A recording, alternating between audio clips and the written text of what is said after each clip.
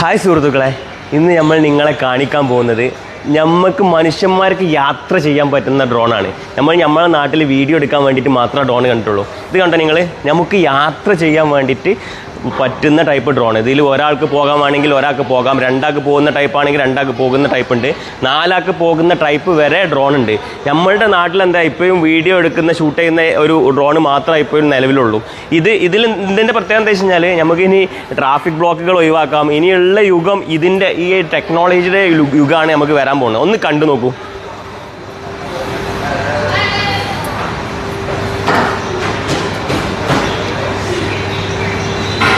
ഇതുപോലത്തെ ഡ്രോണുകൾ നമ്മളെ നാട്ടിലും വരികയാണെന്നുണ്ടെങ്കിൽ നമുക്കിപ്പം കാലിക്കറ്റിൽ നിന്നും മലപ്പുറത്തേക്ക് അല്ലെങ്കിൽ എറണാകുളത്തേക്ക് പോകുക എന്നൊക്കെ പറഞ്ഞാൽ വളരെ ഈസി ആയിട്ട് ഒരു ട്രാഫിക്കോ കാര്യങ്ങളോ ഇല്ലാതെ നമ്മൾ ഇവിടെ ലൊക്കേഷൻ ഇട്ട് അവിടുത്തെ ലൊക്കേഷൻ അവിടേക്ക് ട്രേസ് ചെയ്യുമ്പം അവിടെ പോയിട്ട് ലാൻഡ് ചെയ്യുന്ന രീതിയിലാണ് ഇവിടുത്തെ സംഗതികളെല്ലാം ചെയ്യുന്നത്. ഇവിടെ കണ്ടോ, ഇവിടുത്തെ സുലഭമായിട്ട് ഇതിപ്പോൾ ഒരു ഡെലിവറിക്കും വേണ്ടിയിട്ട് കൊണ്ടുപോവാണ് ഒരു ഡ്രോണ്. അത്രയും സുലഭമായിട്ട് ഇവിടെ സംഭവങ്ങൾ വരാൻ വേണ്ടി തുടങ്ങി. നമ്മളെ നാട്ടിലും ഇതിൻ്റെ ലൈസൻസും കാര്യങ്ങളെല്ലാം വരികയാണെന്നുണ്ടെങ്കിൽ അടുത്ത ടെക്നോളജി ഇലക്ട്രിക്കൽ കാറുകളുടെ ഒന്നും ആയിരിക്കില്ല, ഇതുപോലത്തെ ഡ്രോണുകളായിരിക്കും. പറക്കാൻ പറ്റുന്ന റോബോട്ടിക് AI.